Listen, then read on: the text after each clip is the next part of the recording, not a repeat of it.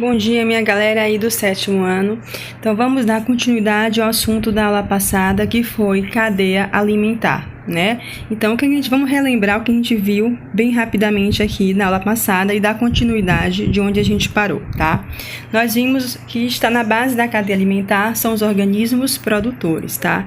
São aqueles capazes de produzir o seu próprio alimento. Nós temos as algas, as microalgas, as plantas terrestres, as plantas aquáticas, também são chamados de organismos autótrofos, ou seja, aqueles que produzem seu próprio alimento, geralmente utilizando como fonte de energia os raios solares, tá bom?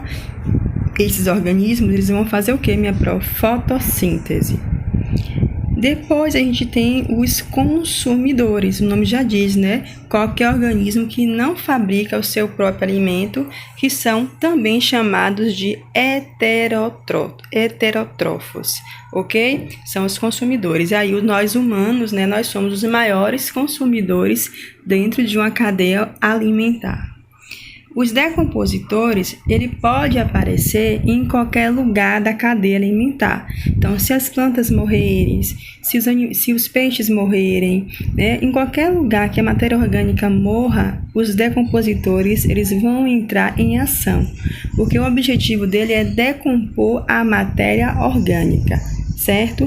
Nem sempre eles geralmente nas cadeias alimentares, eles não aparecem no desenho da cadeia, na ilustração, mas você sabe que ele pode aparecer ali em qualquer momento que aquela matéria orgânica começar a apodrecer, certo? Então, a ação dos decompositores é fazer a reciclagem da matéria orgânica. Os principais decompositores são os fungos e as bactérias, tá bom? Aqui a gente vai falar de algo interessante. Às vezes, algumas atividades trazem as palavras nível trófico. E o que seria o nível trófico? É a denominação dada a cada componente da cadeia alimentar. Então, observe aqui, você tem uma cadeia alimentar, você tem o produtor, o consumidor primário, o consumidor secundário e o consumidor terciário. Eu também posso chamar eles de nível trófico 1, nível trófico 2, nível trófico 3, nível trófico 4. Então, cada componente é chamado de nível trófico. Quem está no nível trófico 1, produtor. Nível trófico 2, o consumidor primário. E assim sucessivamente, tá? Então, isso aí pode aparecer na atividade de vocês, certo? A outra coisa que eu queria falar que é muito importante é em relação à concentração de produto químico nas cadeias alimentares, dentro dos ecossistemas. Esse fenômeno, né, esse acontecimento, é denominado de magnificação trófica ou bioacumulação. O que é isso, professora? Imagine que você mora em uma área que tenha um rio, e próximo a essa área que tenha um rio, tem indústrias, fábricas que canalizam o seu rejeito, o seu resíduo industrial para esse rio. Então, esses resíduos industriais geralmente são produtos químicos. E aí, o que acontece? Eles vão ser depositados nesses rios e que nesses rios vão ter fatores bióticos e abióticos, relações entre os seres vivos alimentares, ou seja, vão ter cadeia alimentar ali. Então, esse composto químico, ele vai se acumulando ao longo da cadeia alimentar. E quando chega lá, no último nível trófico, no último consumidor, a quantidade desse produto químico ela será maior. Ou seja, um produto químico ao longo da cadeia alimentar, ele vai aumentando quando eu aumento o nível trófico. Então, de produtor para consumidor, vai aumentando a quantidade de acúmulo desse produto químico. Então, aqui, por exemplo, esse exemplo aqui ele é maravilhoso. Observe, essas bolinhas aí marrons vão representar o que, minha pró?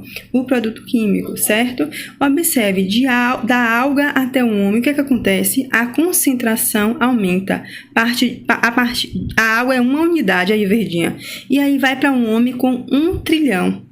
desse produto químico acumulado.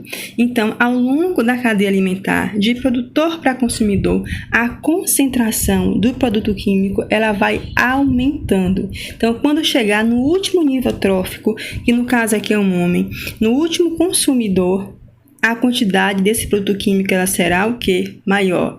E aí está o grande problema, né?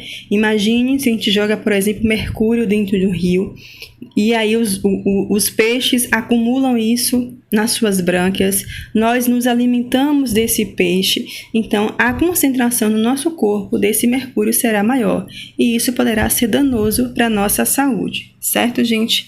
Então, é mais um impacto ambiental dentro aí das cadeias alimentares, tá? A outra coisa que eu queria falar é que aí, no livro de vocês vão pegar o conceito de teia alimentar. Eu até passei uma atividade relacionada. O que seria a teia alimentar? Teia alimentar nada mais é do que o conjunto de cadeias alimentares que se cruzam na natureza. E aí vai formar o que ele chama de teia alimentar. Nas teias alimentares, o mesmo animal ele pode ocupar papéis diferentes, né, dentro ali da relação alimentar desses seres vivos, tá? As plantas, né, as algas, as microalgas, as plantas aquáticas, as plantas terrestres sempre serão produtoras. Mas o consumidor, ele pode adquirir ali papéis diferentes dentro de uma cadeia alimentar, dentro de uma teia alimentar, melhor dizendo. Observe essa imagem aqui, ó. Deixa eu dar o zoom aqui. Aqui tá ótimo. Observe a onça. A onça, você parte aqui da plantinha, ela pode ser ela se alimenta do coelho, então aqui ela é consumidor secundária. Só que ao mesmo tempo ela também se alimenta aqui das frutas e das sementes, certo? É o que a imagem mostra. Então ela também é consumidor. Nesse caso, se ela se alimenta diretamente dos produtores, ela também é consumidora primária. Então ela pode ser consumidor secundária, se alimentando do animal, e tanto pode ser consumidora primária, se alimentando do quê? Das frutas, certo? Então ela ocupou dentro daquela teia alimentar, ela teve papel diferente. Uma ela se comportou como carnívora e outra se comportou como herbívora, tá bom? Então esse é meu recadinho para vocês hoje. Um grande beijo e até a próxima aula. Fiquem com Deus.